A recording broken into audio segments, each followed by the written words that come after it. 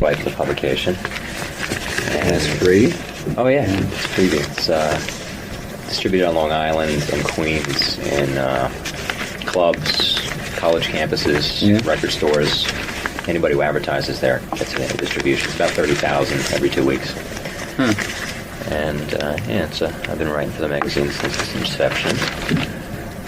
Let's start with Mistrial. Talk a lot about that. One thing Pat said when she called me is, she says, this is Lou's favorite album to date. That's true. Can you elaborate on that? Why is it your favorite album? Because all the things I've learned in the past have come to bear in this. Things I learned about the studio, about guitar playing, about what my interests are, about how to get things done, about how to get what kind of sounds I actually want. Each album, the last album is always my favorite album because I always know the most then. You mastered this. This was a direct metal master, this album. That was just a thing I happened to luck into because I was standing in the right place at the right time with that. It's just the guy who does the mastering for me had just gotten this machine in that week, and since we are always trying for the best sound, this was just a thing that makes a record sound better and pressing. It's great in the headphones. Yeah, it should be. It should really be. Particularly the end of Candy Wrapper, when you have, almost sounds like a machine gun. Yeah, the drum machine gun. Yeah, going through, and it goes, has that circular effect. It's pretty neat. What other type of sounds were you after in this album in particular? Mainly guitar. Mainly to get a really big, raw, well-recorded guitar sound with good tone. Using the wooden guitar. They're all wood. They're all wood, right? I have 10 of them. 10 different guitars, different pickups and things, different kinds of wood. And I like the sound of the wood best. There's more, seems to be more emotion in it. Emotion that you're able to pull out of it. It's just a better tone. The other one's a little harsh. For when I used it, that did what I wanted. I got that guitar because I was interested in very long sustain. And were you playing with tube amps on this album too, or? Yeah, wood guitar through a tube amp. Through a tube amp. Favorite sound. It's like in the power station. It's kind of like heaven. In the power station recording studio. Yeah. What you seem to be after in your guitar playing, it seems reminiscent. Just when I was growing up listening to Hendrix, of just everything he would do with it, with the guitar.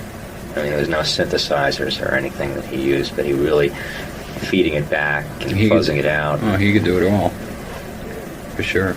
Did you ever have a chance to play with him back then? Or? I met him once. He heard me when I was in the Velvet Underground, doing one of my feedback solos, and he liked it a lot. What was the occasion?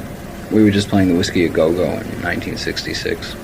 Was he with the Isleys back there? I don't know, but we emptied the club. You emptied the club? Yeah, except for Jimi Hendrix. And did he actually get up and play with you, or just No. He just yelled, "I dare you to do that again." He was keeping beat with a big beer mug, and he was keeping beat so hard that he actually cracked it and cut his hand open with it. Oh my God! So we played it again for an audience of 2. Jimmy and Mitchell. You didn't dare him back. No. I didn't know who he was at the time. I had no idea who he was. He'd just come to the States from Europe. The original rapper, 2 levels. Look on one level that some of the subject matter in there is, when you get down to it, really not funny. But I'm just curious. Let me ask you a question. Yeah. At the tempo that it is, can you understand the words? Yes, I can. You can. I can. Okay. Even without listening to the lyrics. You can? Yeah. Okay. Which I was pleased. Okay, because I thought you could, and then someone said to me that they couldn't, and it just seems to vary with people. But you had no problem. I'm just curious because we're going back in to remix it as a dance single, and I was wondering if it was too fast. All right, that's a different question. Yeah, it may be too fast. I honestly didn't get up and try to dance to it, so okay. But you didn't have a problem understanding it. No, I didn't. That's what I want to know. Okay.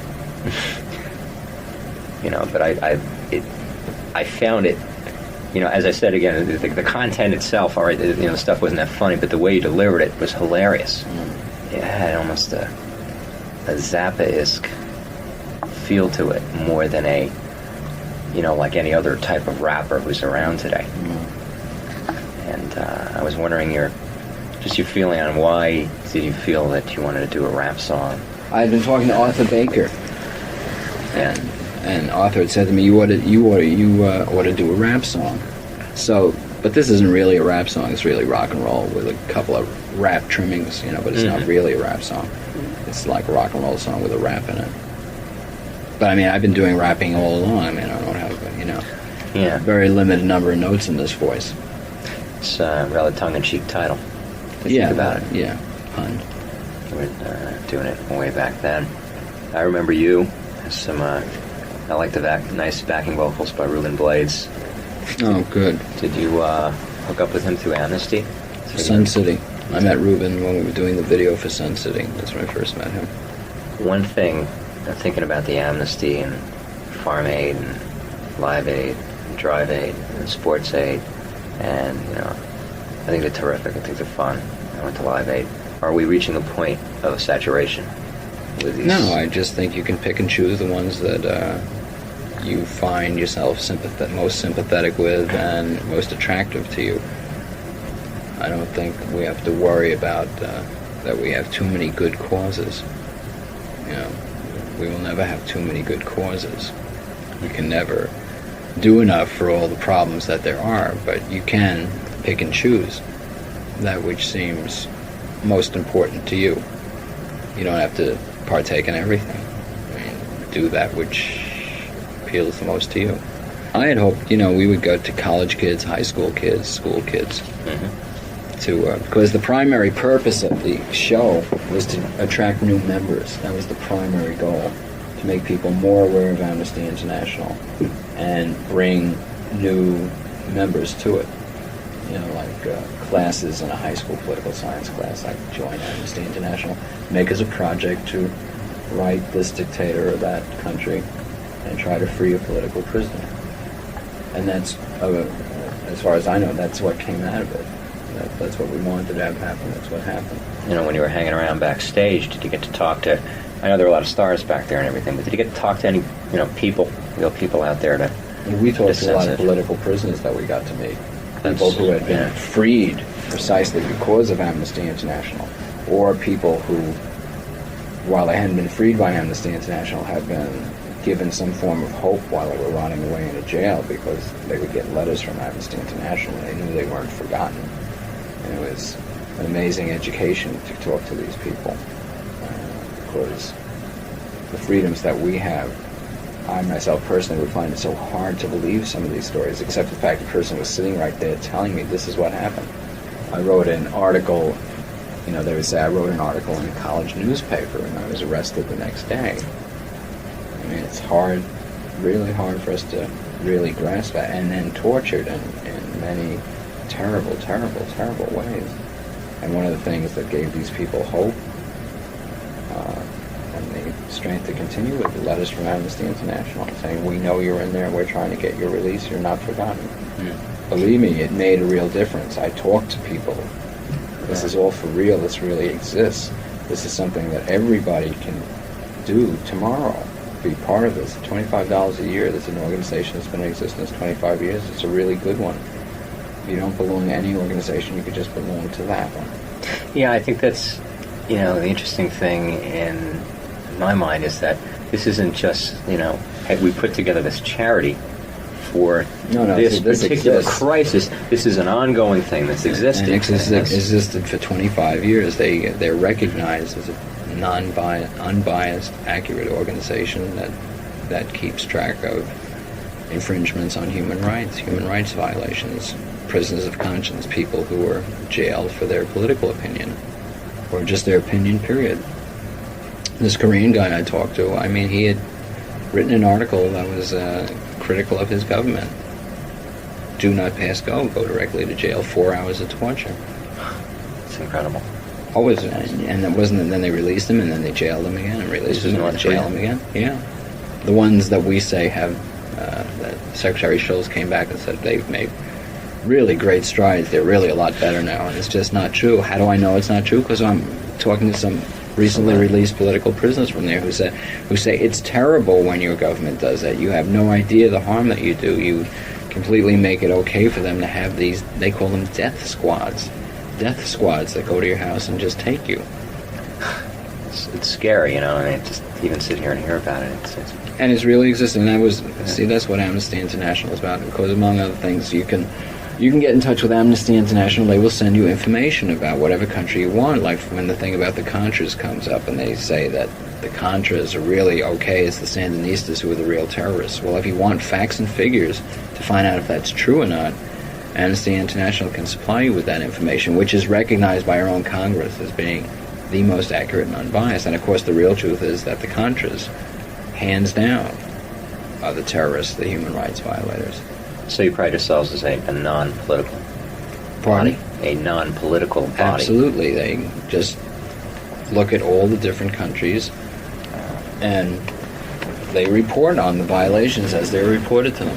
They have no axe to grind one way or the other. And the interesting thing also about your personal involvement in Farm Aid and Sun City and Amnesty is the perception, right or wrong, over the past several years is that, and I've read quotes in old Rolling Stones. Lou Reed has no moral conscience per se. If I remember correctly, as I was saying, that my characters don't take moral stances in my songs. They don't preach at you. What the songs are about is they give you a situation and they don't preach at you their point of view. They don't tell you this is right and this is wrong. Just because I myself just don't like songs that do that. I like songs that are about an emotion, or there's a conflict that takes place, or it's a little epiphany, or it's a short story. I'm not a member of groups per se. But then on the other hand, if I didn't have a group, I wouldn't be in a rock and roll band, I'd be a folk singer. So I do belong to a group. There's a couple of groups I belong to.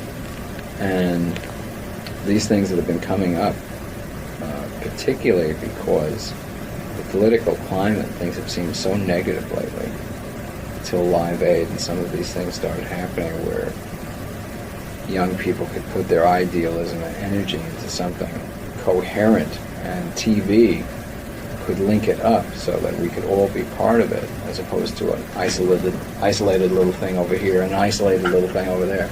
But here's something where you could actually feel the spirit and movement of a lot of people. That very exciting thing. How would you parallel it to protest movements? I mean, I have my own private things that I'm involved in, for things that are not hooked up by TV and this, that, and the other thing. But that's neither here nor there. We're talking about these public things. And the public things, because they hook up with TV, like, a lot of people can be part of something and try to do something. People pay attention to the rock and roll performers because who else are they going to listen to? Movie stars are useless. Movie stars don't write their own dialogue, so who cares what they say, really? I mean, they're good for introducing shows, but people look to the rock and roll people because the rock and roll people usually write their own songs. Generally speaking, they're saying words that presumably they believe. They write them and they sing them. Politicians do zero. You can't take them seriously. These people don't write the words that they say. I mean, these guys have speechwriters. So why should anyone? No wonder kids look up and they say, well, the rock and roll people are honest, and this bypasses politicians. We're not worried about, like Bono would say, we're not worried about being voted into office, in or out. Right. And it's not just naive idealism run amok. These things actually do things. The Amnesty experience was very, very educational, very touching, very enlightening, to say the least, especially when you talk to these prisoners. Writing makes a difference. These things matter.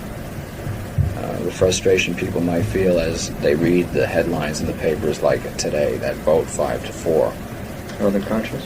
Not on the conscious. That was the other day, which is another horrible vote. What was this today?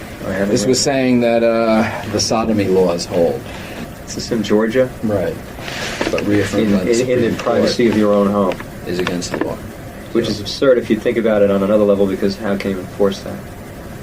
a law that's unenforceable. Well, see, but what it means is it can be enforced when and where someone who doesn't like X feels like it, which is also the argument against the death penalty. The death penalty argument, you could stop with the fact that it's unequally applied.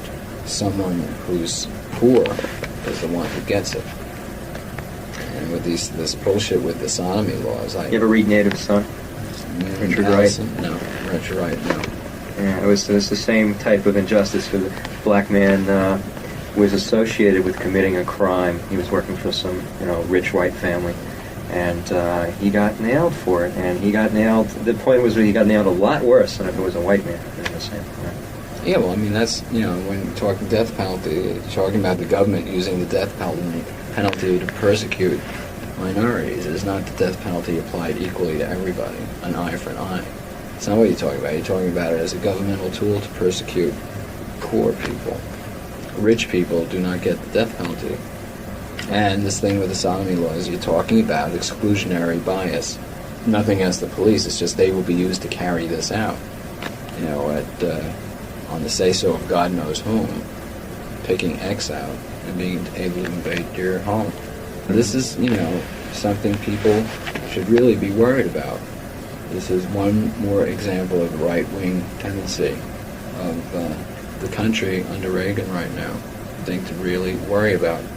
But there seems to be just a movement away, just people, kids in school, being over-concerned with getting out and making it in the real world, and just a very high corporate... Except you do amnesty, and they're out there, and see, there's a chance to see the other side of the coin. What amnesty was about, and farm aid, and all these things. I think they want to have something to put that time and that energy into. They just need the right excuse. Maybe they just need a little... they're young. They need a little exposure. Well, they need it to be there. It's important. It's a frustrating thing to just sit and let it go on. This thing in South Africa that we were talking about in Sun City, what's going on this minute as we speak, is a very scary situation. And you wonder, how much further must they go before we will finally use economic sanctions? How much worse does happen? But let's not talk about politics. Let's just, we'll just get hung up in. I'm getting a master's at night. And they had people coming in and talking about South Africa, and who were anti-apartheid, but also anti-divestiture, because they didn't feel that the total investment dollars that we had in South Africa were significant enough that would really cause a change, and if anything, it may have a negative effect. And there's the old argument, though, that, well, if you have a principle, you got to stick by it, no matter what the... You don't want to be in bed with a snake, At what point does it become so dirty that, forgetting about whether it has an effect, you just don't want to give it the pretext or pretense of seeming like a normal government by doing business with it. By doing business with it, you're conferring a respectability on them. You're sanctioning. That's right. Since you're not against them, you're obviously with them. Which is absurd if you think about it on another level, because how can you enforce that? A law that's unenforceable. Well, see, but what it means is it can be enforced when and where someone who doesn't like X feels like it, which is also the argument against the death penalty. The death penalty argument, you could stop with the fact that it's unequally applied. Someone who's poor is the one who gets it. And with this bullshit with the sodomy laws, You ever read Native Son? Richard Wright? No, Richard Wright, no. Yeah, it was the same type of injustice for the black man was associated with committing a crime. He was working for some, rich white family, and he got nailed for it. And he got nailed. The point was that he got nailed a lot worse than if it was a white man doing the same crime. Yeah, well, that's, when you're talking death penalty, you're talking about the government using the death penalty to persecute minorities. It's not the death penalty applied equally to everybody, an eye for an eye. It's not what you're talking about. You're talking about it as a governmental tool to persecute poor people. Rich people do not get the death penalty. And this thing with the sodomy laws, you're talking about exclusionary bias. Nothing against the police, it's just they will be used to carry this out. On the say-so of God knows whom, picking X out and being able to invade your home. This is, something people should really be worried about. This is one more example of the right-wing tendency of the country under Reagan right now, thing to really worry about. But there seems to be just a movement away, just people, kids in school, being over-concerned with getting out and making it in the real world, and just a very high corporate... Except you do amnesty, and they're out there, and see, there's a chance to see the other side of the coin. What amnesty was about, and Farm Aid, and all these things. I think they want to have something to put that time and that energy into. They just need the right excuse. Maybe they just need a little... they're young. They need a little exposure. Well, they need it to be there. It's important. It's a frustrating thing to just sit and let it go on. This thing in South Africa that we were talking about in Sun City, what's going on this minute as we speak, is a very scary situation. And you wonder, how much further must they go before we will finally use economic sanctions? How much worse does it happen? But let's not talk about politics. We'll just get hung up in it. I'm getting a master's at night. And they had people coming in and talking about South Africa, and who were anti-apartheid, but also anti-divestiture, because they didn't feel that the total investment dollars that we had in South Africa were significant enough that would really cause a change, and if anything, it may have a negative effect. And there's the old argument, though, that, well, if you have a principle, you got to stick by it, no matter what the... You don't want to be in bed with a snake, At what point does it become so dirty that, forgetting about whether it has an effect, you just don't want to give it the pretext or pretense of seeming like a normal government by doing business with it. By doing business with it, you're conferring a respectability on them. You're sanctioning. That's right. Since you're not against them, you're obviously with them. There isn't a half ground anymore. Just get back to the mistrial. Title the album for a minute. You want your albums to get another listen. Maybe people to understand Lou Reed.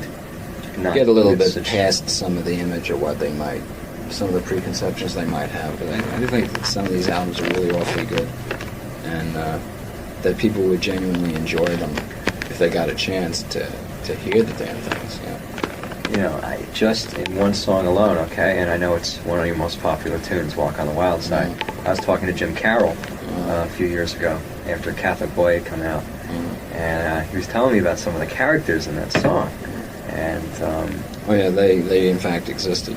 Yeah, Hollywood and Candy. They all used to hang out back at Max's, Kansas City. I guess, from my perspective, I guess maybe one of the concerns is maybe you question whether the people, the subjects of these songs, maybe would have found them redundant. So maybe these songs would have been better appreciated by the people who are outside of them, who could, kids who could have a vicarious thrill through the characters in these songs. I don't know, I think of things as a writer, just because the people really existed doesn't mean they in fact did what I said they did, for one thing. There's a lot of license taken in my songs, believe me, so... But do you understand how people might come to feel this way? The way they should feel is that it's absolutely verbatim the truth. That's the way it's presented to them. Hopefully that's the way they take it. But in fact, there's a writer behind it, and then there's someone singing it who's acting it. But these things are written. These things are written out. Well, it has to be flattering. It is up to a point when people start thinking that I'm actually mired in 1967 or 1973, whenever one of these songs came out, and that's it. They're like a walking time warp. I have other interests. I've moved on, for this, that, or the other thing. And I understand the fascination with certain things. I wrote about it, didn't I? But on the other hand, it's like some people like some of my stuff and then they don't like some of the other stuff. What can you do? But I don't want to write about the same things over and over and over, particularly since I'm not always writing about myself. So I need outside material. Can't just write about me. I write about other people and what they do, and I don't hang around the same people all the time. I move around. It's going to be different pictures, different things, but more or less New York oriented. I live here, and I have a place in New Jersey. Okay. No, for a couple of years now, I've had two places. You've had two places. Sometimes I want to get out of New York, so I go to New Jersey. Is that out in the country or the country? Country. It's easy to ride out there. But are you getting enough sensory stimulation, as it were. Well, I'm in New York most of the time. So I get more than enough sensory stimulation. I've got more sensory stimulation than I need, believe me. So, one of my, if anything, I need less. My personal favorite songs of yours is New Sensations. It just feels good to me. That is a great writing song. It really is. And we thought so when we did it. That's why we had I remember it was something we were doing with this like horn part, and I said to the guy doing it, I said, what is that funny sound like when you're riding on a highway or something and a truck passes you? And he said, that's a Doppler effect. Oh. So I said, can we have that on there? Because I knew it sounded like a riding song, just, out on the road riding around. And we did it. And it's interesting that people do listen to it that way, do get that feel of it. It's a great line in here. It's very surreal. Some people are like human to an os. A drag, a down. I wrote that, I just realized it about somebody. I mean, this was a person who, no matter what you told them, no matter how good it was, managed to find a negative to say. It was like always a down. And I suddenly realized it. So this person, like a human to an all. When you try to clean your system out, you do it of people too. It's about emotional, in a lighthearted way. Rather than sit around being angry. Just get it off your chest. Yeah, right. But at the right moment. As a writer, do you ever, as maybe an exercise, or engage in stream of consciousness writing? Just write? That's how I write these things. That's totally stream of consciousness. I wouldn't call it stream of consciousness. I just stay out of the way. Like sometimes, I just let it go. It comes out all formatted. It comes out all rhymed. It comes out in order. It comes out the length it's supposed to be. It's interesting. See, I have a problem that I guess I'm still getting over, as a writer. If I'm driving a car and I can't write it down, to be able to trust myself that if it's good enough, it's going to come back. That's why God made the tape recorder. If you feel that way about it. Because, see, the thing is, you won't probably remember that one, but what you should remember is that there will be another one. You don't have to panic. There will be another one. But if it really bothers you, you get one of these little voice-activated dictaphones. Whatever makes it easy for you is what you should do. Being that in advertising and everything, I appreciate good commercials, and really liked your one from Honda. Great ad. Simplicity. I wished it could have been my video. That's how I would have liked my videos to be, like the Honda ad. It's the look of film, that incredible editing, all those exterior shots, the pacing, the look, the sheen, the gloss, and then me at the end, just 4 words. Perfect. Perfect. Writing sure beats walking. Mm-hmm. It's the bottom line, isn't it? In what sense? No, the bottom line is where the end shot was. Were you in front of the bottom line? Yeah, right. So I thought, a lot of people had said, maybe he's sold out on this. Well, like, what does that mean? That I won't write songs about corpse? Really funny. Anything that would encourage people to go out and buy a Lou Reed record. People go out and try one of those Lou Reed albums that are sitting there at the record store. Albums that I think they would really like and that I really, really put a lot into making. Is something I would try to do, to encourage people to do that. And trying to reach people that I can't get in touch with one way or the other. And on the subject of your albums, these reissues that are coming out on Polygram now, how do you feel about them? Are they true? Nothing I can do about them. There's nothing I can do about them. If I had my way, they would not come out, but I don't have my way. So. What would you rather have people do? What would you rather have them look for, as far as? Well, I'd rather the wishes of the group were respected. If he didn't put it out, we must have had a reason. On the other hand, as a fan, I would imagine it's great to hear it because it's a great album. So I see both sides of the coin. Nonetheless, I think the wishes of the artist should be respected. If they didn't put something out, they didn't want it out. Who remembers why? Doesn't matter why. Doesn't matter whether it's right or wrong. It's that they don't want it out, it didn't come out. That's it. And you must wonder if Hendrix was alive today, what he would say about everything that Warner Brothers is putting out. Really? Every last snippet. It's terrible. It's not Jimmy anymore. No, it's terrible. I just hope the money's going to his family. All right, let me just quickly run through these Star Spot, if you don't mind. Your favorite guitar? My favorite guitar is the guitar that I just got from John Sir at Rudy's Music that he built for me. It's a custom guitar. Favorite concert recollection? Amnesty. It'd have to be the Amnesty International. Okay, this may be a parallel question. Favorite cause? Well, you can say one or two. I mean, well, the Farm Aid cause is a great cause. I mean, it's almost pointless in a way, though, because there's no way the farmer's going to get out from under it, no matter what they do. Of course, you've got an administration, and that's against the farmer in the first place, and I would wonder if the people who go to Farm Aid understand that, and as they're going into these things, that part of the thing is really political, because they're so pro-Reagan.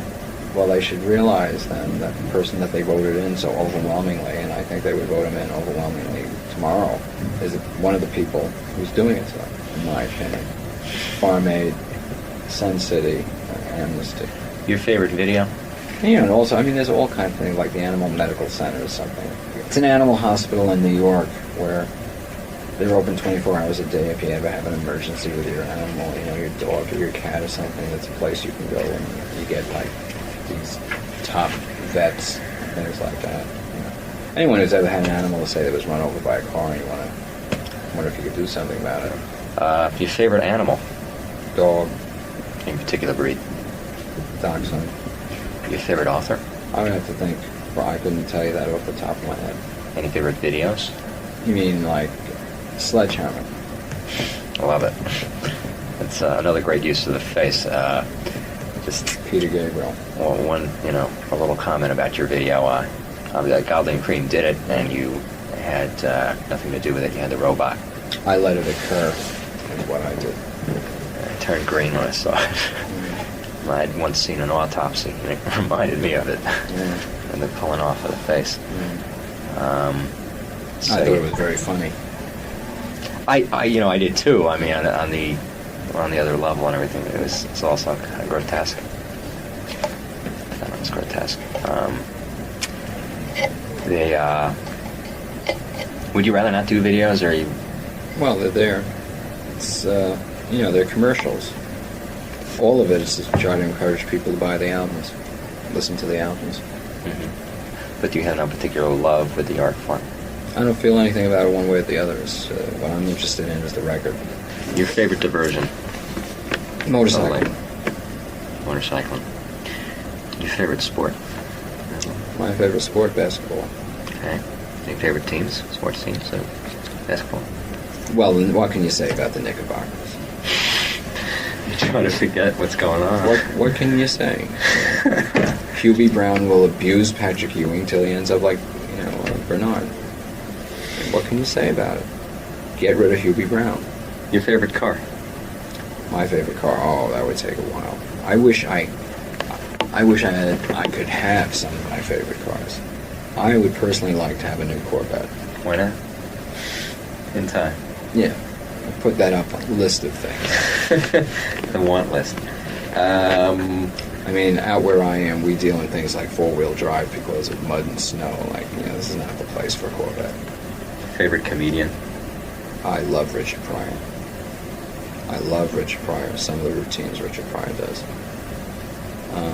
I think this guy Jay Leno is funny sometimes. From C100. Jay Leno? Yeah. From C100? No. He's not on? Oh, I'm thinking of, the guy was on Carson and stuff. He was on Carson. You mean on Letterman? He's been on Letterman? I don't remember. Poet, author. And that guy Bob Goldway. What does he do? What? He screams a lot. I mean, I still like Henny Goldman. Henny Youngman, for that matter. But Richard Pryor can really get me laughing. Your favorite movie? You have one? Favorite movie? The Cat People. The Cat People? The original. I don't know if it's my favorite. It's just always really stuck in my mind. Your favorite album?